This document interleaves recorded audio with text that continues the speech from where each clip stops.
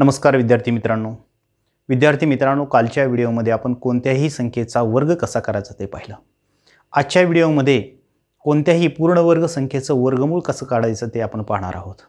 सर्वप्रथम वर्गमूळ कशाला म्हणायचं ते लक्षात घ्या। एखादी पूर्ण वर्ग संख्या असेल, ती पूर्ण वर्ग संख्या ज्या संख्येचा वर्ग आहे त्या संख्येला आपण वर्गमूळ म्हणतो। पहा उदाहरणार्थ 64। पहा 64 ही संख्या कोणत्या संख्येचा वर्ग आहे तर तो 8 चा वर्ग आहे, म्हणून 8 ला आपण 64 चं वर्गमूळ म्हणू शकतो। हे वर्गमूळाचं चिन्ह आहे। पहा हे वर्गमूळाचं चिन्ह आहे। आणि कोणत्याही संख्येचा घातांक जर 1/2 असेल तर तरीही आपण त्या संख्येचा आपल्याला वर्गमूळ काढायचं आहे असं आपण समजून गेलं पाहिजे। पहा म्हणजेच वर्गमूळामध्ये 64 म्हणजे आपल्याला या ठिकाणी 64 चं वर्गमूळ काढायचं आहे। मग 64 चं वर्गमूळ आहे 8।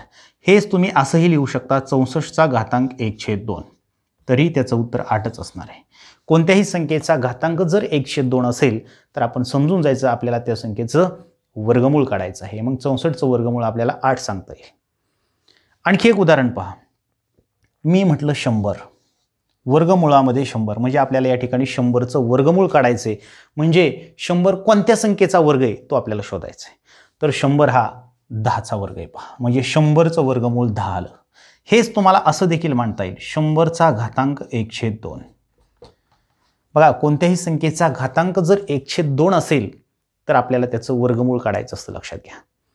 मग पहा 100 चा घातांक 1/2 म्हणजे त्याचंही उत्तर 10च असणार आहे, म्हणजे 100 चं वर्गमूळ 10 असणार आहे।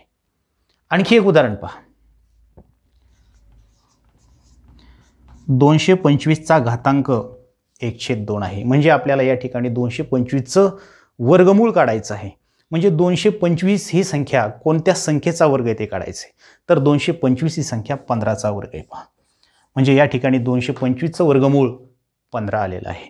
हेच तुम्हाला असं देखील लिहिता येईल वर्गमूळामध्ये, हे वर्गमूळाचं चिन्ह आहे, वर्गमूळामध्ये 225 बरोबर 15 हे असंही लिहिता येईल तुम्हाला। आता वर्गमूळ कशाला म्हणायचं हे तुम्हाला समजलेलं आहे। तर आता आपण कोणत्याही पूर्ण वर्ग संख्येचं वर्गमूळ कसं काढायचं ते पाहूयात। पहा कोणत्याही पूर्ण वर्ग संख्येचं जर तुम्हाला वर्गमूळ काढायचं असेल तर तुम्हाला अगोदर 10 पर्यंतच्या संख्यांची वर्ग तोंडपाठ असले पाहिजेत। पहा मी या ठिकाणी सर्वप्रथम 10 पर्यंतच्या संख्यांची वर्ग लिहून घेतो। पहा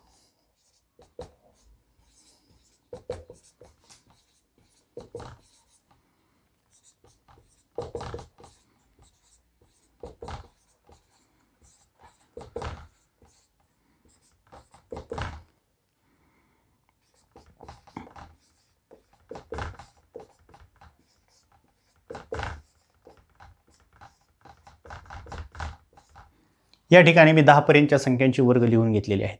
विद्यार्थी मित्रांनो, कुठल्याही संख्येचा आपल्याला वर्ग जरी सहजासहजी काढता येत असला, अगदी काही सेकंदामध्ये काढता येत असला, तरी सुद्धा परीक्षेच्या दृष्टीने तुम्ही 1 ते 30 पर्यंतच्या संख्यांचे वर्ग तुम्ही तोंडपाठ करून घेतले पाहिजेत। पहा याचा फायदा तुम्हाला गणितामध्ये देखील होईल, शिवाय याचा फायदा तुम्हाला बुद्धिमत्ता विषयामध्ये देखील होणार आहे। पहा त्यामुळे जर तुम्ही 1 ते 30 पर्यंतच्या संख्यांचे वर्ग जर पाठ केले तर तुम्हाला कोणत्याही संख्येचं वर्गमूळ काढायला, कितीही अंकी संख्या देऊ द्या, त्याचं वर्गमूळ काढायला तुम्हाला सोपं जाणार आहे। पहा विद्यार्थी मित्रांनो, तुमच्या पुस्तकामध्ये वर्गमूळ काढण्याच्या 2 पद्धती दिलेल्या आहेत। पहिली पद्धत आहे मूळ अवयव पद्धत,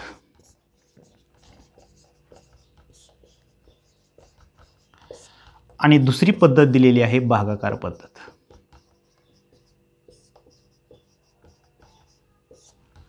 पहा ह्या दोन्ही पद्धतीनं तुम्हाला कोणत्याही संख्येचं वर्गमूळ काढता येतं, परंतु या पद्धतीनं वर्गमूळ काढत असताना तुमचा त्या ठिकाणी वेळ वाया जातो। पहा या पद्धतीनं वर्गमूळ काढत असताना आपल्याला जास्त वेळ लागतो आणि परीक्षेमध्ये आपल्याला वेळेची बचत करायची असते। पहा कमी वेळेमध्ये आपल्याला उत्तर काढायची असतात। मग कमी वेळेमध्ये जर आपल्याला कोणत्याही संख्येचं वर्गमूळ काढायचं असेल तर आपल्याला काही शॉर्ट ट्रिक पद्धतीचा वापर करावा लागणार आहे। पहा आता मी जी तुम्हाला शॉर्ट ट्रिक सांगणार आहे त्या शॉर्ट ट्रिकनं तुम्ही कोणत्याही संख्येचं वर्गमूळ अगदी 10 सेकंदामध्ये काढू शकता। पहा तर पहा वर्गमूळ काढण्याची शॉर्ट ट्रिक पद्धत। उदाहरण क्रमांक 1 पहा। उदाहरण क्रमांक 1 घेऊ आपण। वर्गमूळामध्ये 324 ह्याचा आपल्याला काढायचा आहे वर्गमूळ। तर पहा 324 ही संख्या सर्वप्रथम लिहून घ्या। पूर्ण वर्ग संख्येच्या एकक स्थानी 4 आहे. मग मला सांगा 1 ते 10 पर्यंतच्या वर्गांच्या एकक स्थानी कोणत्या वर्ग संख्येच्या वर्गाच्या एकक स्थानी 4 येते? पहा 8च्या वर्गाच्या एकक स्थानी एक 4 येते आणि 2च्या वर्गाच्या एकक स्थानी एक 4 येते. म्हणजे ह्याच्या वर्गमूळाच्या एकक स्थानी एकतर 2 असेल किंवा 8 असेल. पहा या संख्येच्या वर्गमूळाच्या एकक स्थानी एकतर 2 असेल किंवा 8 असेल. आता दशक स्थानी अंक कोणता असेल तो आपल्याला शोधायचा आहे.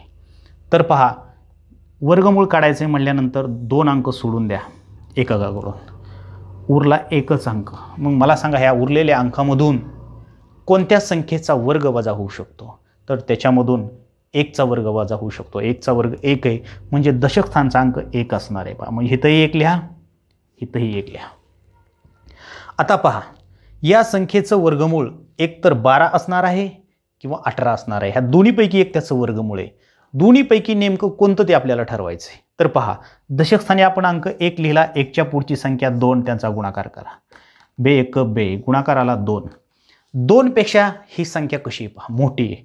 2 पेक्षा जर ही संख्या मोठी असेल इथली तर मोठी संख्या वर्गमूळ असतं. पहा मग या ठिकाणी मोठी संख्या आहे 18 म्हणजे 324चं वर्गमूळ 18 आलेलं आहे. पहा क्रमांक 2 पहा. उदाहरण क्रमांक 2 मध्ये आपल्याला 7921चं वर्गमूळ काढायचं आहे. पहा ह्याचं वर्गमूळ काढत असताना आपल्याला 1 ते 10 पर्यंतच्या संख्यांच्या वर्गांची आपल्याला मदत घ्यावी लागणार आहे. पहा 1 ते 10 पर्यंतच्या संख्यांचे वर्ग जवळपास सर्वांचे तोंडपाठ असतात. पहा पाठ करायची सुद्धा आवश्यकता नाही, अगदी आपण तोंडी देखील सांगू शकतो. पहा तर पहा आपण 7921चं वर्गमूळ काढूयात. सर्वप्रथम संख्या लिहून घ्या आणि एकक स्थानचा अंक पहा. एकक स्थानचा अंक 1 आहे. मग पहा 1 ते 10 पर्यंतच्या वर्गामध्ये एकक स्थानी अंक कोणत्या संख्येच्या वर्गाच्या एकक स्थानी 1 येते? पहा मग 1च्या वर्गाच्या एकक स्थानी 1 येते आणि 9च्या वर्गाच्या एकक स्थानी 1 येते. पहा म्हणजे या संख्येच्या वर्गमूळाच्या एकक स्थानी एकतर 1 असेल किंवा 9 तरी असेल. पहा आता दशक स्थानी काय असेल ते आपल्याला ठरवायचं आहे. 2 अंक त्यातले कट करा, उरली संख्या 79. मग 79 मधून कोणत्या संख्येचा वर्ग वजा होऊ शकतो? पहा 79 मधून 9चा तर वर्ग वजाच होऊ शकत नाही. 81 मग 8चा वर्ग वजा होईल. पहा त्या ठिकाणी 64 वजा होईल यातून. मग आपण दशक स्थानी 8 लिहू शकतो. मग पहा या संख्येचं वर्गमूळ एकतर 81 असेल किंवा 89 असेल. ह्या दोन्हीपैकी एक त्याचं वर्गमूळ आहे. पहा मग दोन्हीपैकी नेमकं कोणतं ते आपल्याला ठरवायचं आहे. मग दशक स्थानी अंक आपण 8 लिहिला होता. 8ची पुढची संख्या आहे 9, यांचा गुणाकार करा. 8 9 72. गुणाकार आपला 72 आलेला आहे. 72 पेक्षा या ठिकाणची संख्या कशी? पहा मोठी. जर ह्या गुणाकारापेक्षा या ठिकाणची संख्या जर मोठी असेल तर तुमचं वर्गमूळ ही मोठी संख्या असते. पहा मग हे या ठिकाणी 79 मोठं आहे त्यामुळं या ठिकाणी मोठी संख्या वर्गमूळ असणार आहे. पहा 89 म्हणजे या संख्येचं वर्गमूळ 89 असणार आहे. पहा उदाहरण क्रमांक 3 मध्ये पहा 9604चा आपल्याला वर्गमूळ काढायचं आहे. संख्या लिहून घेतली आपण. एकक स्थानचा अंक पहा 4 आहे. 1 ते 10 पर्यंतच्या संख्यांमध्ये कोणत्या संख्येच्या वर्गाच्या एकक स्थानी 4 येते? पहा तर 2च्या वर्गाच्या एकक स्थानी 1 4 येते आणि 8च्या वर्गाच्या एकक स्थानी 1 4 येते. पहा म्हणजे या संख्येच्या वर्गमूळाच्या एकक स्थानी एकतर 2 असेल किंवा 8 तरी असेल. पहा आता दशक स्थानी काय असेल ते आपल्याला ठरवायचं आहे. 2 अंक त्यातले कट करा, उरली संख्या 96. मग 96 मधून कोणत्या संख्येचा वर्ग वजा होऊ शकतो? पहा 96 मधून 9 या संख्येचा वर्ग वजा होऊ शकतो. पहा 81. मग दशक स्थानी आपल्याला 9 लिहिता येईल. पहा कारण 9चा वर्ग त्यातून वजा होऊ शकतो. मग या संख्येचं वर्गमूळ एकतर 92 असेल किंवा 98 तरी असेल. पहा दोन्हीपैकी एक त्याचं वर्गमूळ आहे. पहा पण दोन्हीपैकी नेमकं कोणतं ते आपल्याला ठरवायचं आहे. मग 9 दशक स्थानी लिहिलं होतं आपण. 9 गुणिले त्याच्या पुढची संख्या घ्या. 9च्या पुढची संख्या आहे 10. ह्या दोन्हीचा गुणाकार करा, 90 येईल. गुणाकार 90 आला. गुणाकारापेक्षा या ठिकाणची संख्या कशी? मोठी. गुणाकारापेक्षा या ठिकाणची संख्या जर मोठी असेल तर वर्गमूळ मोठी संख्या असतं. पहा आणि ह्या गुणाकारापेक्षा या ठिकाणची संख्या जर लहान असेल तर तुमचं वर्गमूळ ही लहान संख्या असते. पहा आता या ठिकाणी पहा गुणाकार 90 आला आहे, 90पेक्षा या ठिकाणी 96 मोठे पहा, त्यामुळे तुमचं वर्गमूळ ही मोठी संख्या असणार आहे आणि या ठिकाणी मोठी संख्या आहे 98, म्हणजे या ठिकाणी तुमचं उत्तर 98 असणार आहे पहा, म्हणजे 9604चं वर्गमूळ 98 आहे. उदाहरण क्रमांक 4 पहा. 2116चं आपल्याला वर्गमूळ काढायचं आहे. अगोदर 2116 संख्या लिहून घ्या. या संख्येच्या एकक स्थानाचा अंक पहा 6 आहे. मग पहा 1 ते 10 मध्ये कोणत्या संख्येच्या वर्गाच्या एकक स्थानी 6 येते पहा. 4च्या वर्गाच्या एकक स्थानी 1 6 येते आणि 6च्या वर्गाच्या एकक स्थानी 1 आपल्याला 6 मिळते पहा. म्हणजे या संख्येच्या वर्गमूळाच्या एकक स्थानी एकतर 4 असेल किंवा 6 तरी असेल पहा. आता दशक स्थानी कोणता अंक असेल तो आपल्याला ठरवायचा आहे. मग 2 अंक सोडून द्या, उरली संख्या 21. मग 21 मधून कोणत्या संख्येचा वर्ग वजा होऊ शकतो पहा. 21 मधून 4 या संख्येचा वर्ग वजा होऊ शकतो. 4चा वर्ग 16 आहे. मग 21 मधून 4चा वर्ग वजा होऊ शकतो, म्हणजे दशक स्थानचा अंक हा तुमचा 4 असणार आहे पहा. आता या संख्येचं वर्गमूळ एकतर 44 आहे किंवा 46 आहे. दोन्हीपैकी एक वर्गमूळ आहे पहा. पण दोन्हीपैकी नेमकं वर्गमूळ कोणतं आहे ते आपल्याला ठरवायचं आहे. मग दशकस्थानी अंक आपण 4 घेतला होता. 4च्या पुढचा अंक आहे 5. ह्या दोन्हींचा गुणाकार करा. 4 पंचे 20. आता 20 पेक्षा या ठिकाणची संख्या कशी मोठी. जर या गुणाकारापेक्षा या ठिकाणची संख्या जर मोठी असेल तर मोठी संख्या वर्गमूळ असतं पहा. आणि ह्या गुणाकारापेक्षा या ठिकाणची संख्या जर छोटी असेल म्हणजे लहान असेल तर वर्गमूळ लहान संख्या असतं पहा. या ठिकाणी गुणाकार आलेला आहे 21. 21 पेक्षा या ठिकाणी गुणाकार आलेला आहे 20. 20 पेक्षा 21 मोठे पहा, म्हणजे मोठी संख्या त्या ठिकाणी वर्गमूळ असणार आहे. मोठी संख्या 46 आहे, म्हणजे याचं उत्तर आहे 46. उदाहरण क्रमांक 5 पहा.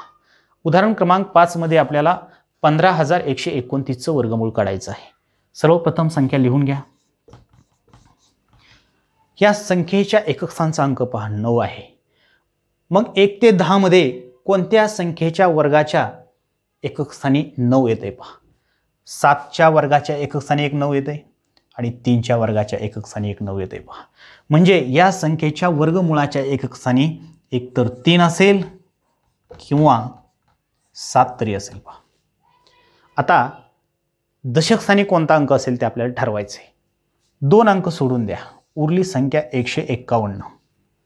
आता पहा 151 मधून कोणत्या संख्येचा वर्ग वजा होऊ शकतो पहा.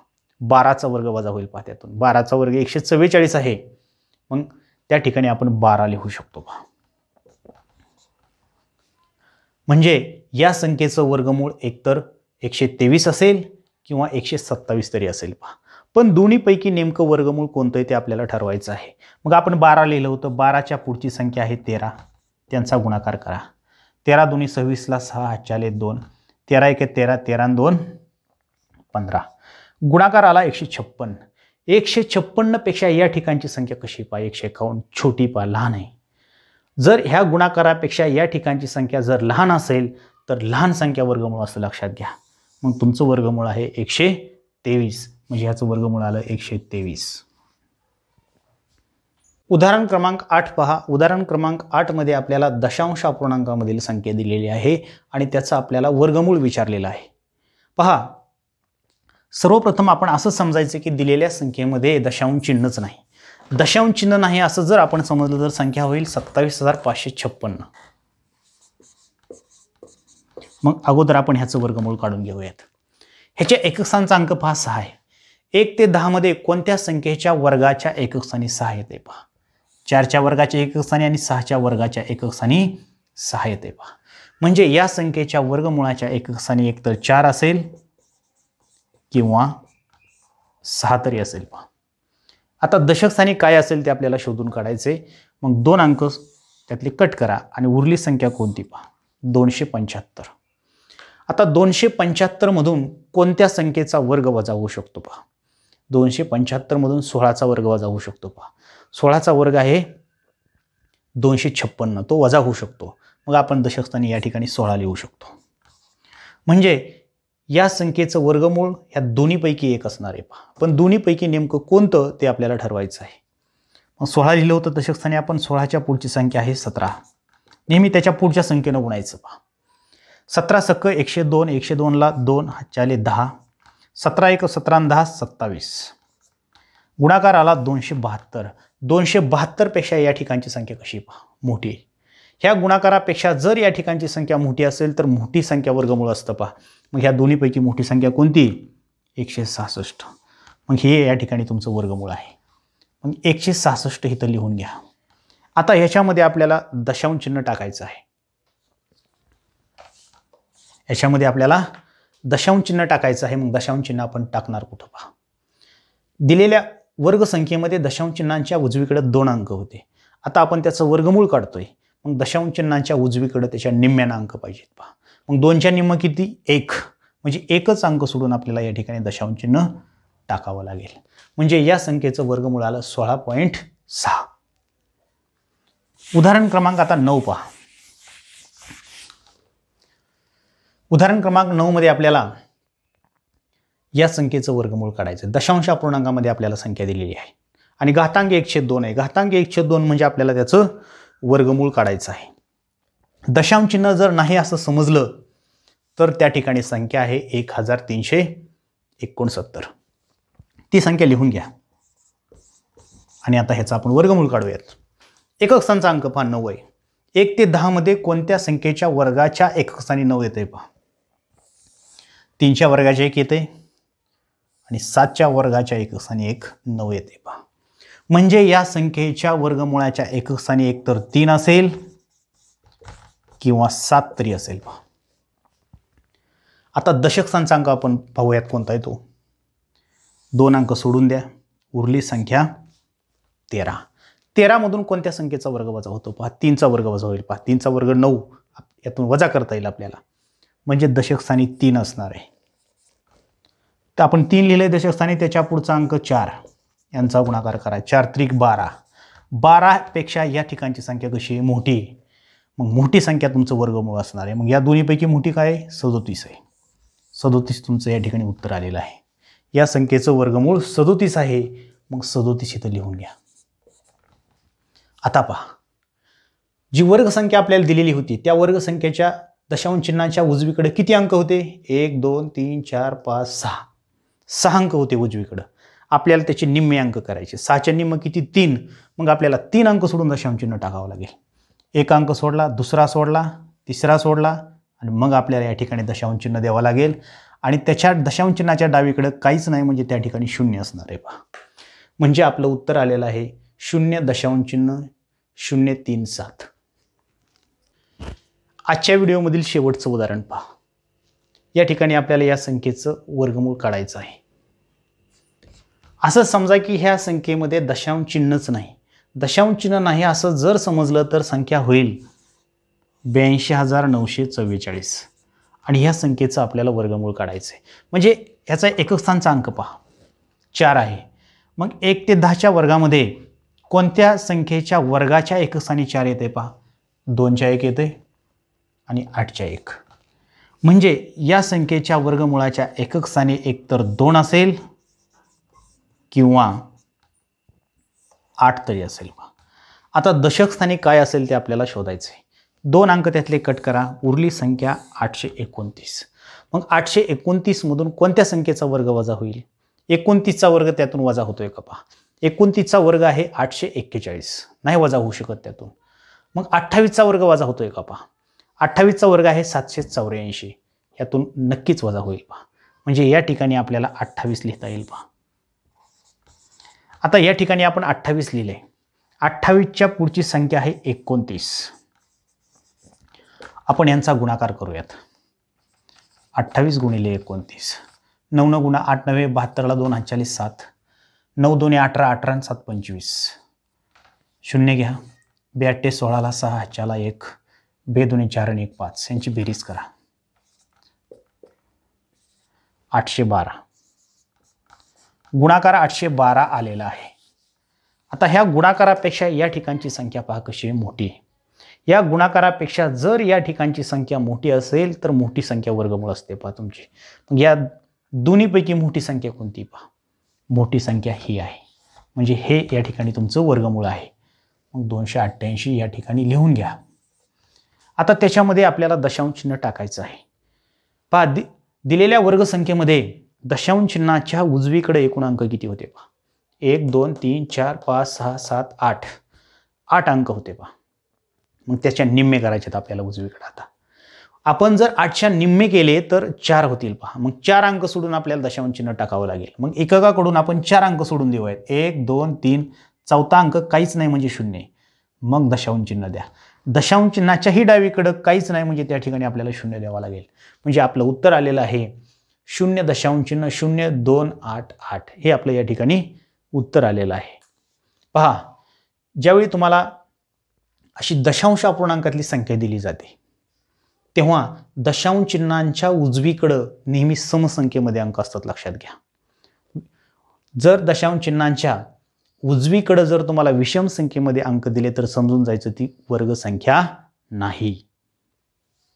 तर विद्यार्थी मित्रांनो, आजच्या व्हिडिओमध्ये आपण कोणत्याही संख्येचं वर्गमूळ कसं काढायचं ते पाहिलं. यानंतर याच्या पुढील व्हिडिओमध्ये आपण वर्ग आणि वर्गमूळ यावर आधारित काही उदाहरणं पाहणार आहोत.